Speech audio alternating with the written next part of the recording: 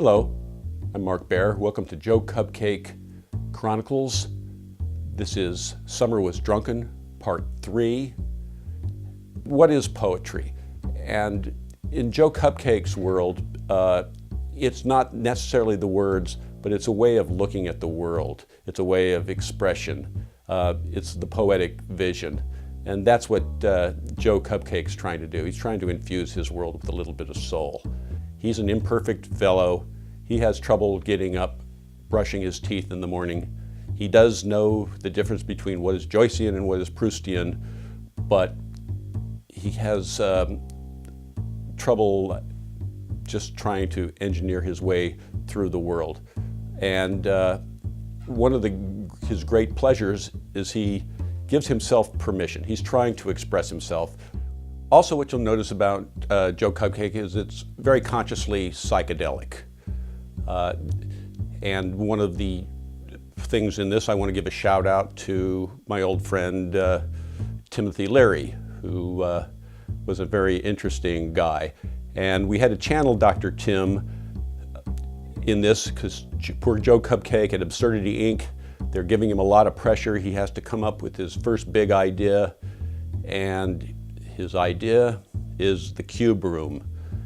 It's a place, it looks like a urinal. It's going to be on public streets everywhere. And what you do is just sit in this white box with no noise, no cell phone, no keyboard, no visual screen. You're stuck in this white little cube with your own thoughts and the mantra, turn off, tune out, unplug. Turn off, tune out, unplug. And it's not a bad idea. I envision the Joe Cupcake Chronicles, which are 6 hours long, as a continuous collage. It's all about juxtaposition. It's all about layered imagery. It's all about being handmade. In other words, you can't go and steal stuff off the internet and put it on and call that a background. It doesn't really work. So you have to get your hands in this art form, and you have to develop your own language. And so one of Joe Cupcake's quests was to develop a language, create an artistic language that would express his thoughts, which he found difficult to express. Another part of how this is made is that the words and the images don't have to go together. There's a lot of cognitive dissonance. Sometimes the words and the imagery are at opposition to each other, which means that it's difficult because your brain has to go one way or another way. So this is designed it's designed to be dense. I've found this may be a good way to show it in 25-minute segments because as I showed it in this room to various individuals, they started screaming after about 25 minutes. So this probably is the right dosage.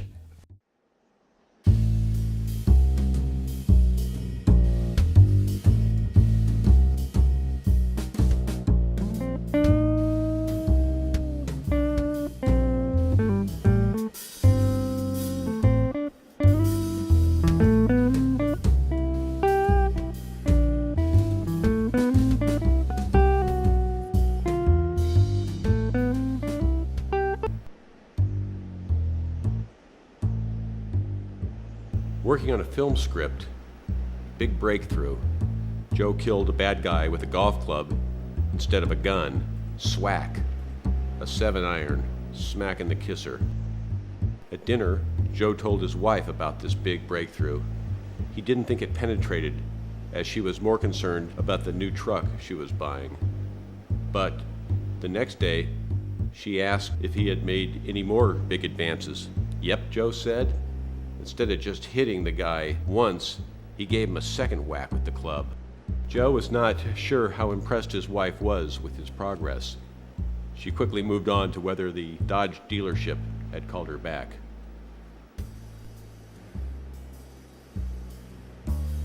On the radio, Joe heard a man say Jesus had appeared at the foot of his bed. Joe wondered if Jesus appeared to Buddhists or Muslims or Hindus, but it made more sense that God comes to us in ways we can recognize. Joe considered how God might appear to him, and then suddenly he had an idea for his next opus, My Man God.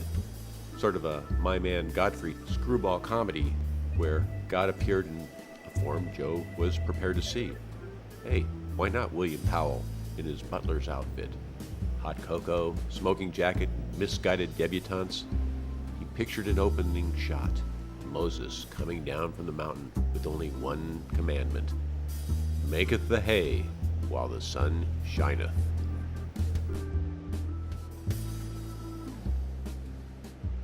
Joe's son was taking a Spanish class, and he had downloaded a learning program off the web that sounded promising. Languages being difficult for Joe, he said he'd prefer a chip implant. He'd love to suddenly be able to spout off French. His kids said, "No, you can't have the chip, Dad. It would be full of advertising. They'd be stuffing your head with things they were selling." "Oh man, son, you're right. Sorry, Dad," he said, "but it's a slippery slope." Joe was telling his son it was time he took control of his life and started making things, art, movies, it didn't matter. His son said, "Yeah, maybe." He didn't seem too convinced, certainly not enthused.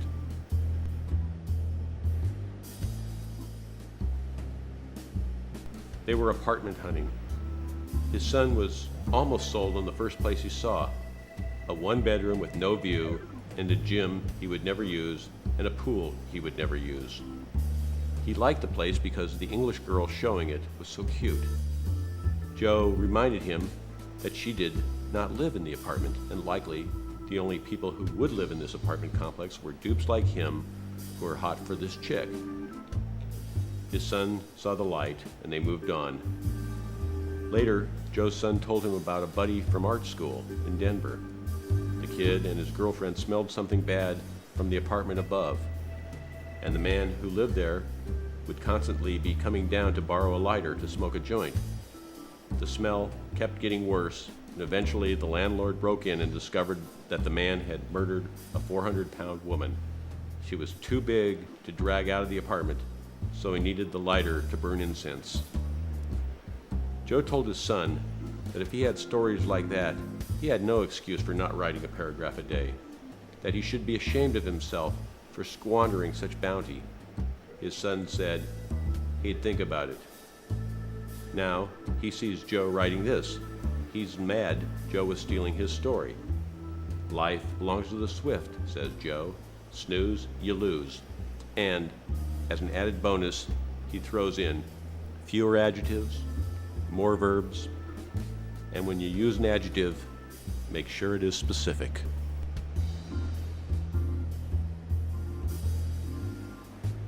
The wind blew Joe's notes on the floor.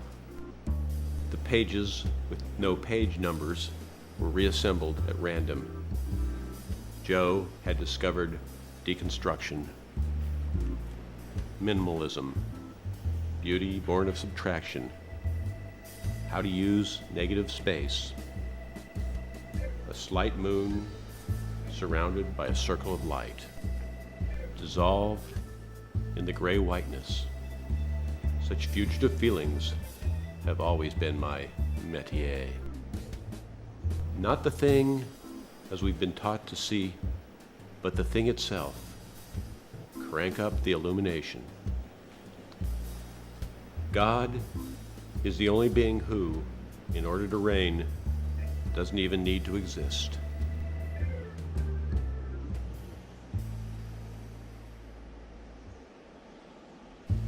Poetry. Can't cash it at the bank, can't eat it, can't buy food with it. Not a can of beans. A simile won't even get you a hot dog and a small Coke. If you do try to eat it, poetry all tastes the same, like paper. Quality of words and precision of vision makes no difference. Give a bum a poem, the bum will hand it back. Words, words, words.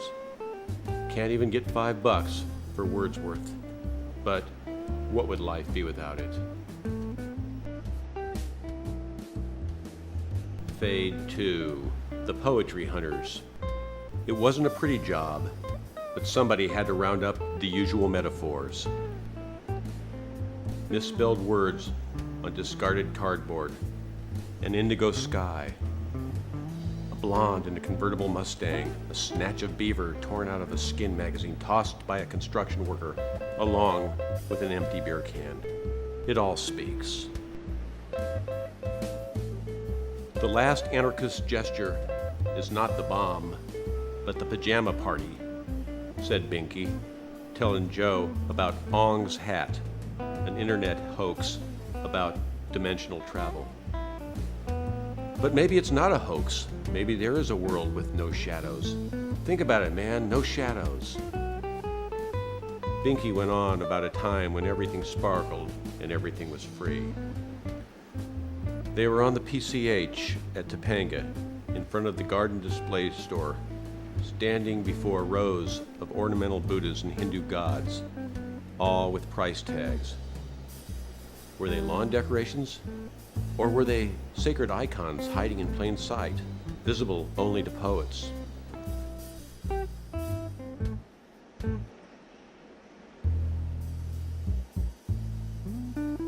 Later that night, Joe was table hopping at the Polo Lounge in Beverly Hills, where he spotted the Donald.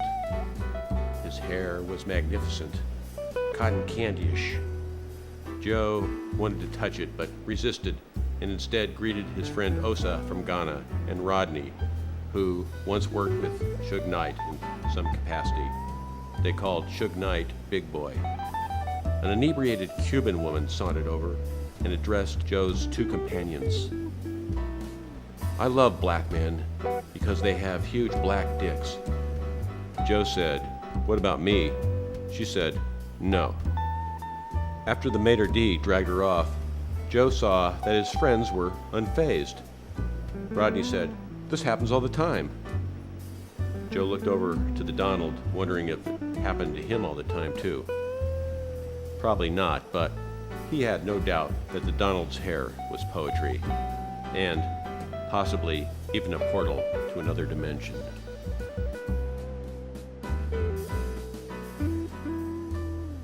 In the Mexican fruit market on Pico, cherries were $1.99 a pound. Joe loved hearing the Spanish. He loved the smells. He was in another country, the only Anglo in the store. He felt so at home. It was comforting, and Joe thought to himself that if his life all went south, he could always move to Oaxaca. Joe took his cherries to the counter and flashed on a long-ago New York afternoon jogging with a friend after a summer downpour, the city smelling fresh and clean, and they were marveling at a red-headed woman with a soaked blouse, and Joe, staring at her exposed breasts, remarked to the fruit vendor that such a sight, and cherries at 99 cents a pound. How could life be better? Without a beat, the vendor replied, 89 cents a pound. A few days later, at Whole Foods on San Vicente in Brentwood, Joe mingled with wheelers and dealers and movie stars in expensive sweatpants. Some even spoke to him. It was glamorous. It was glorious. But black cherries were $5.99 a pound, and Royal Anne yellow cherries $7.99 a pound. Joe took a pass. God is not what happens. God is how we deal with what happens. If I keep a garden in my heart, the butterflies will dance. The French poet André Breton said he wrote words to make love with one another. Joe wasn't sure what that meant, but while sorting his laundry, he noticed his sock in his wife's underwear and wondered, did this count as an erotic metaphor?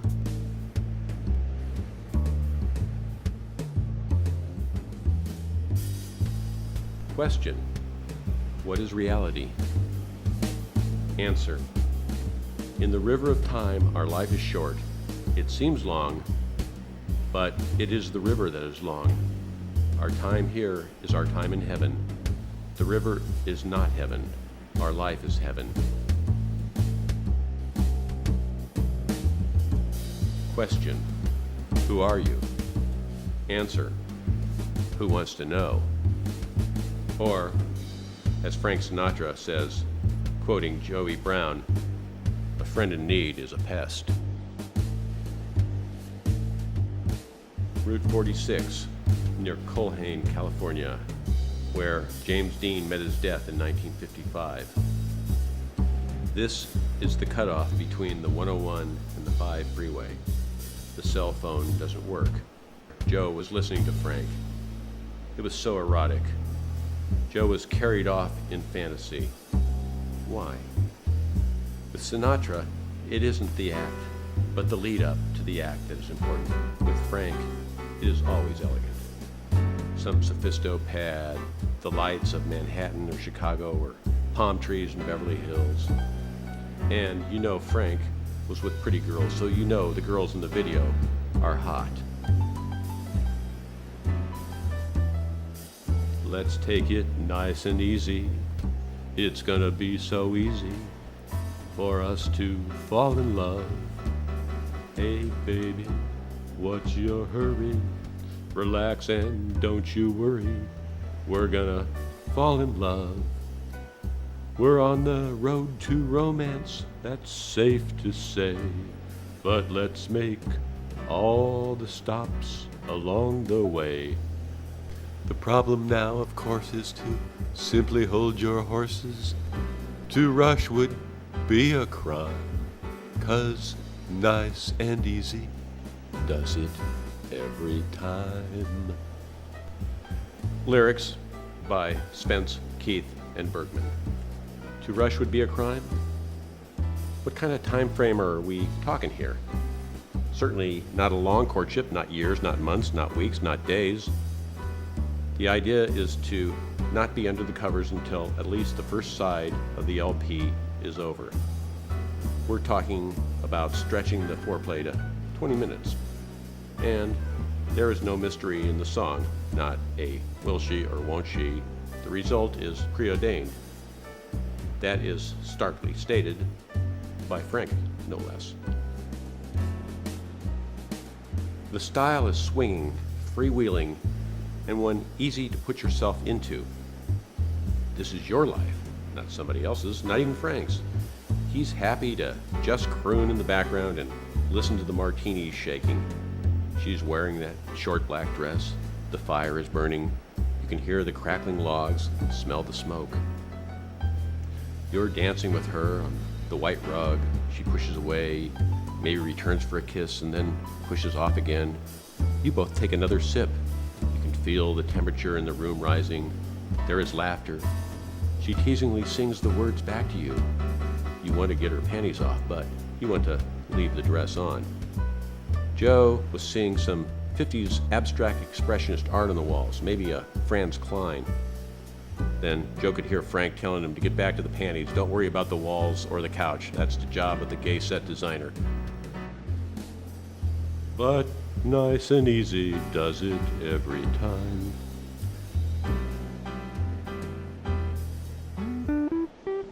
If contemplation is the highest form, one should ask, what have you been thinking? Not, what have you been doing? Put out the torches, turn out the moon and the stars. Joe was walking the dog up the hill in the early evening light. He was checking the bottles in the neighbors' recycle bins, seeing how much they were drinking to determine if he was keeping up. Joe then thought about an Allen Ginsberg sunset up north in the cool gray city of love. Red horizon, phosphorescent sea, Kerouac by his side, doing the Sunflower Sutra. Oh yeah, we're all disappearing into the earth. On the way down the hill, Joe picked through books a neighbor had left for the trash man and picked out a slim volume of verse by Philip Whalen, beatnik Buddhist poet, dead since 2002, and now on his way to a landfill. Such was the poet's lot, thought Joe, even a major poet. So why do it at all? But what good would be the slice of moon reflected on the pool if he were not a poet, or a rush of quail in the bush, or even a used condom by the side of the road? Joe knew he didn't have the talent to be a major poet, or the ambition to be even a minor poet, but he thought he did have the right stuff to be a minor poet. Joe could be happy as a minor poet. By accepting limitations, Joe would be relieved of having to get the words right. Joe wouldn't have to dwell on inadequacies and failures, and he could still thrill at the darkening light, and after his swim, take some pictures if there was time. As a minor poet, he wouldn't even have to worry if the words were his own. He could ramble any old words altogether, beautiful words written by his betters, like Ginsberg's Mad, Locomotive, Riverbank, Sunset, Frisco, Healy, Tin Can, Evening Sit-Down Vision.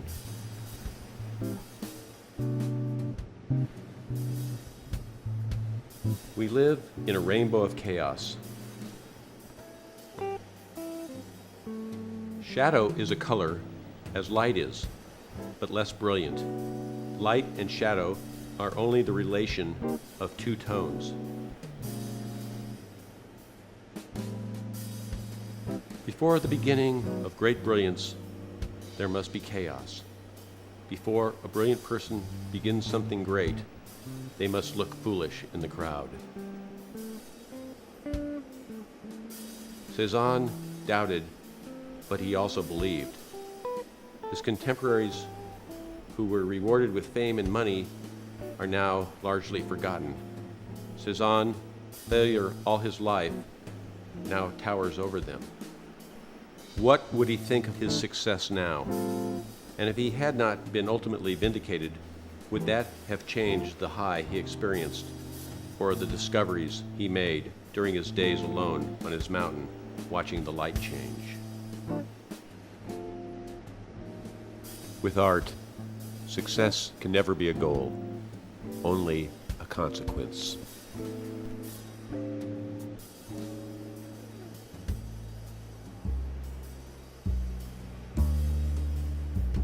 Dancing to a different drummer? Yes, but who is that drummer? Pete Best, who was replaced by Ringo Starr? Was Joe dancing to Pete Best? That's what the board of Absurdity Inc. was wondering when Joe finally delivered his much-anticipated big idea.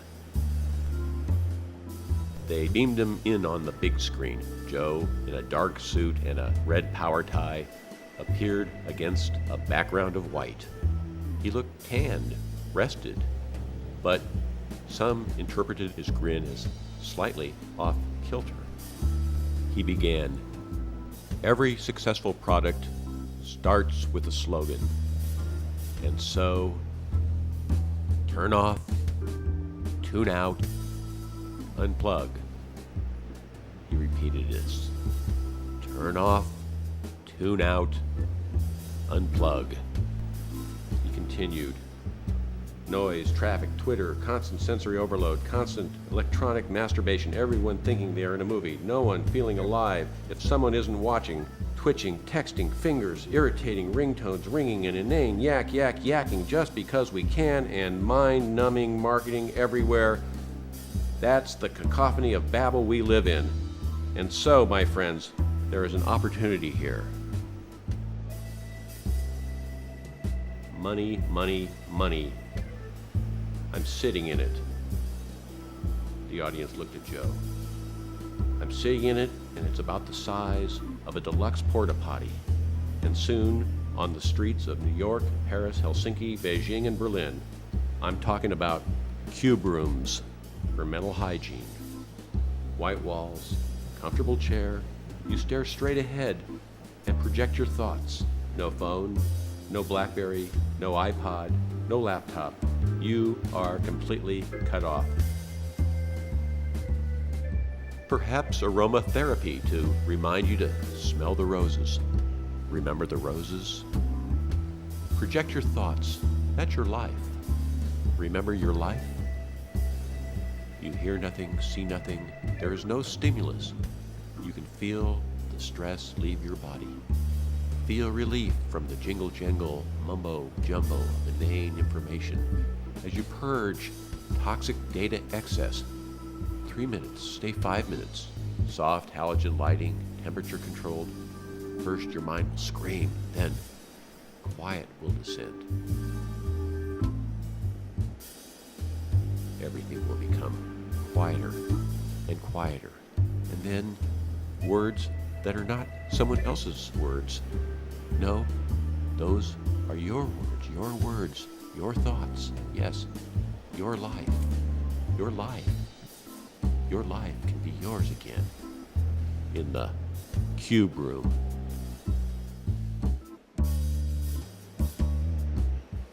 With his right hand, Joe cut a large square in the air, and message delivered, the screen went dark. At first, the higher-ups and the lower-downs greeted Joe's idea with skepticism, but their interest grew as one person and then another mouthed the words, turn off, tune out, unplug.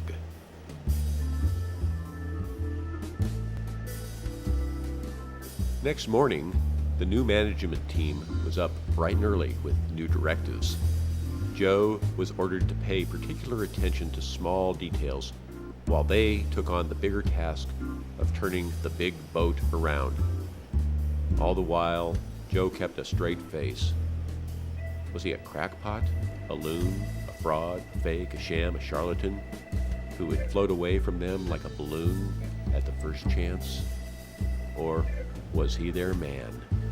They and we will have to wait and see.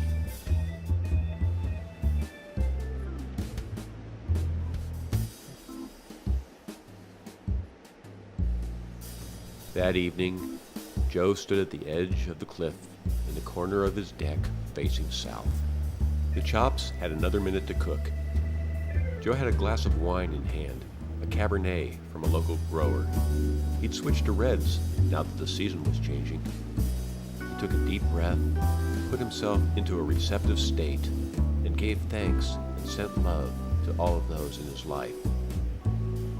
He was thinking how good the wine tasted tonight. A last breath, a last dip into the deep stream of life. And back to the grill. His chop was done.